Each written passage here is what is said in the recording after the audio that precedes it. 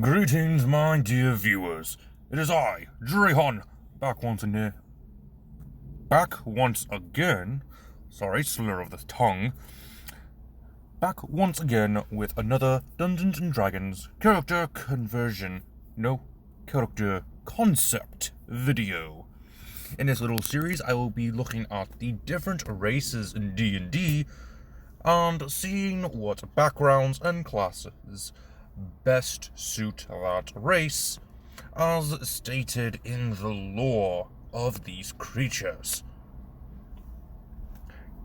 Last time we did the birds of the Aarakocra.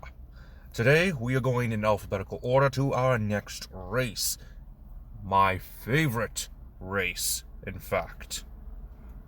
The Aasimar. And the Aasimar are very interesting characters.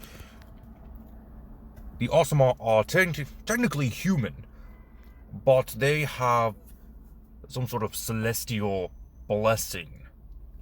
This could have derived from them being chosen by the gods, technically being classified as Nephilim and being half angel.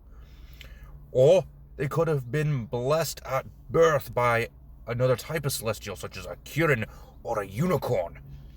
Or even the Kotal could have had something to do with their birth. It doesn't even have to be their birth specifically. It could have been one of their ancestors. And the gene has been dormant for several generations, and it is just now awoken in your character.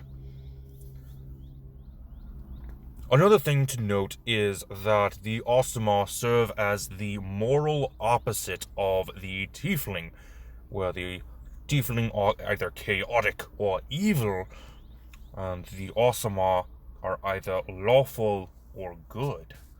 Now, this does not mean that you have to make your Aasimar, or your Tiefling for that matter, those alignments.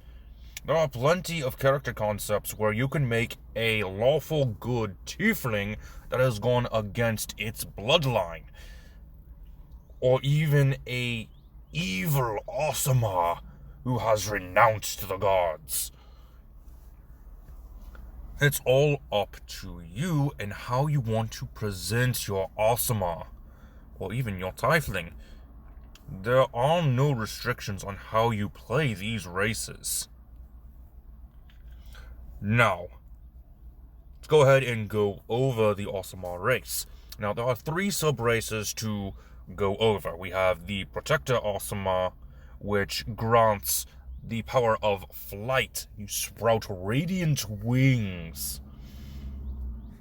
The Scourge Aasimar, where you bathe the battlefield with a burning light.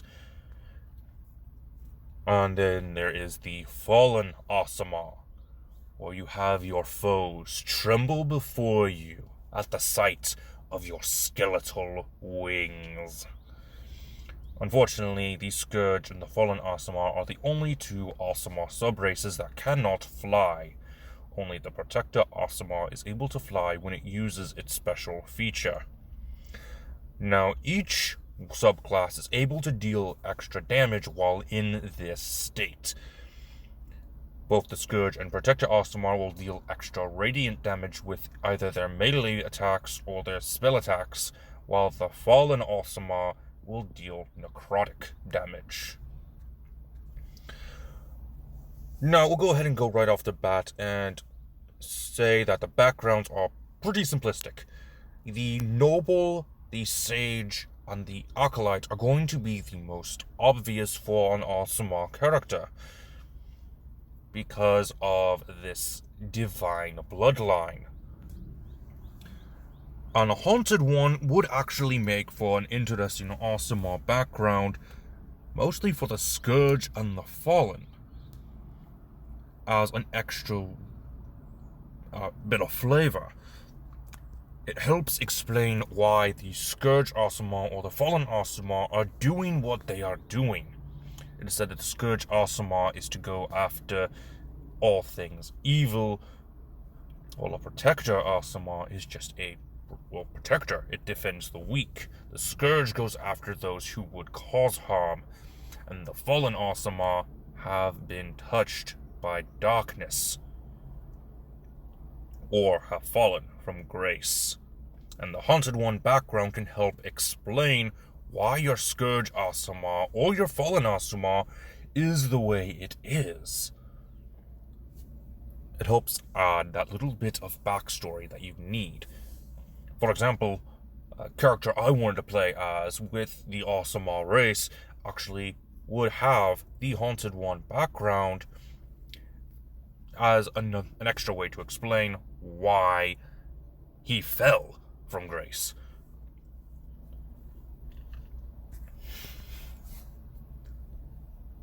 Moving on, let's go ahead and go over the different classes that would help fit into your Aasimar character.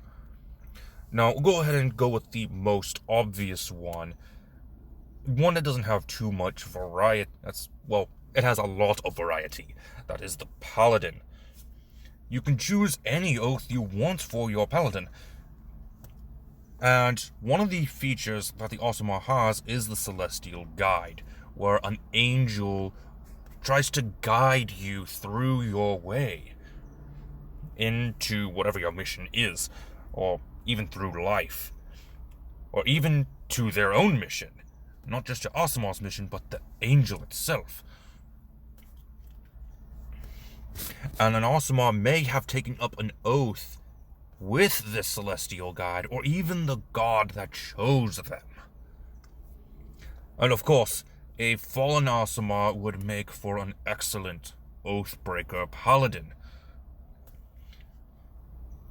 Not only did they fall from grace of the gods, but they have broken their pact with them. Which is probably why they fell from grace in the first place, so that they broke that oath. Moving on to the next diversity, which be the Cleric. This is another one where there is so much diversity, it's not even funny. You can use any domain you wish for your Aasimar Cleric, though death might not be the best choice, or even any evil alignment. Not exactly the best choice, unless the god you are assisting or aided in your birth is of an evil alignment, which would make sense for your Aasimar character to pick that type of domain if they worship the god that did so. Moving on to the most obvious class, the Sorcerer. You get 3 Sorcerer origins that make the most sense for an Aasimar. Again, like I've mentioned before, the Aasimar was born with celestial power. So a Divine Soul Sorcerer, which is a character who has divine power in their blood, makes the most sense to be an Aasimar. The other 2 are mostly because of, how the Aasimar was born. The Clockwork Soul is mostly for, what was it called? Mechanus. Is the plane of Mechanus. Mechanus, I think it's pronounced. The lawful neutral plane. And the Shadow Sorcerer would probably be the Shadow Plane, or even for your Fallen Aasimar, who was born a Fallen Aasimar, and had some sort of affiliation with a dark power. Now, their birth could have been affected by one of these planes, the plane of Shadow, or the Shadowfell, and the plane of Mechanus. So it would make sense that your Aasimar has one of these 2 subclasses, depending on which plane of existence altered their, the personality, their own being. I'm rambling a little bit. Let's go ahead and move on. Now, another thing that would make sense would be a Warlock. mostly of the Celestial, because they may have taken a pact with the angelic guide that helps guide them through life. Or maybe they fell from grace and decided to go with a fiend. Or, like I said earlier, they are part of the plane of shadows, so they would have taken up a pact with a hexblade as part of their loyalty to the Raven Queen. Alright, now, going further, we're going to take some, I guess you can say creative liberties. These are classes that only fit certain sub-races, one being the Ranger. The Horizon Walker and the Monster Slayer Conclave would actually work with any of them, but mostly for the Protector or the Scourge Aasimar, because of how their lore is worded. The Scourge Aasimar want to rid the plane of anything evil, so a Monster Slayer, which goes after fiends, dragons, and the like, and the Horizon Walker, which protects the plane from outer forces. So, say you are an Aasimar of the mortal realm, and your angelic guide says that demons are trying to come through into the mortal world. You would do what you would need to do to stop those demons, so a Horizon Walker would be the best pick. Now for a more I forgot the word I was going to use. A less... Why am I forgetting the words I need? Anyway, this class, the Barbarian, would only fit with the Scourge or the Fallen Aasimar, and that is because of how the Barbarian operates. The Scourge and the Fallen Aasimar best fit the Barbarian because of how their lore is written. The Scourge will do anything to kill off evil. And basically the way their ability is that they have overwhelming power just erupt from their body in a fit of some sort of strong emotion, like rage. And the Fallen Aasimar could easily snap at things just for it being there. So a Barbarian would kind of make sense, especially the Zealot,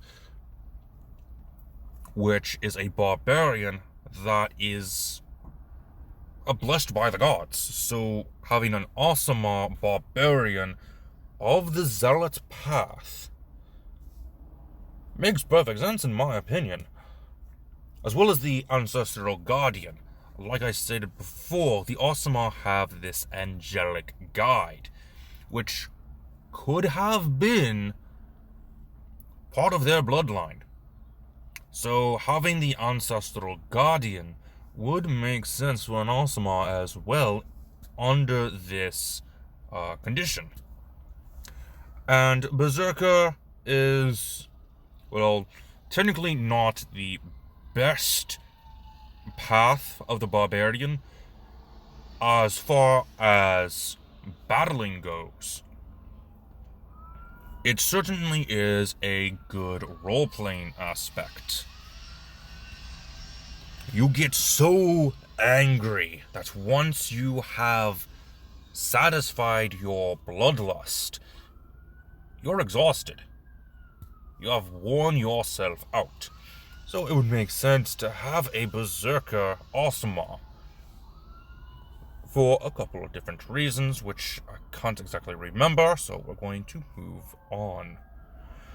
For our... I think this is the final one. Final or next... Let's see. Yeah, final one. Our final class is going to be the Blood Hunter. This makes the most sense once again for the Scourge or the Fallen Aasimar. And the only two that I would recommend using would be the Ghost Slayer or even the Mutant Orders.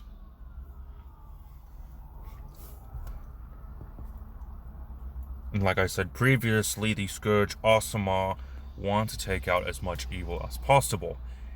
Your angelic guide may have sent you to essentially be a collector of souls, to try to send the undead into rest.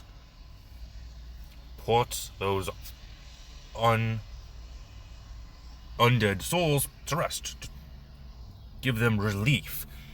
You're basically a reaper. So having the Ghost Slayer order for the Blood Hunter would make the most sense for a Scourge Aasimar.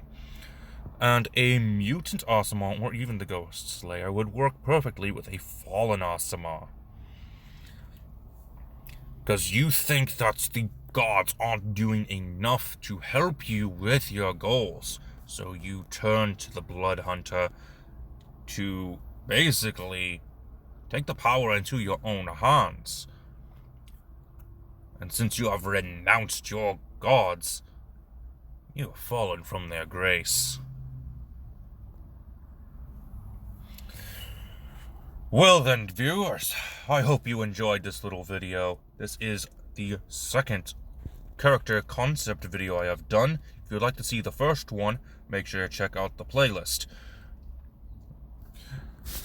Until next time, this has been Drehan, and I am offline.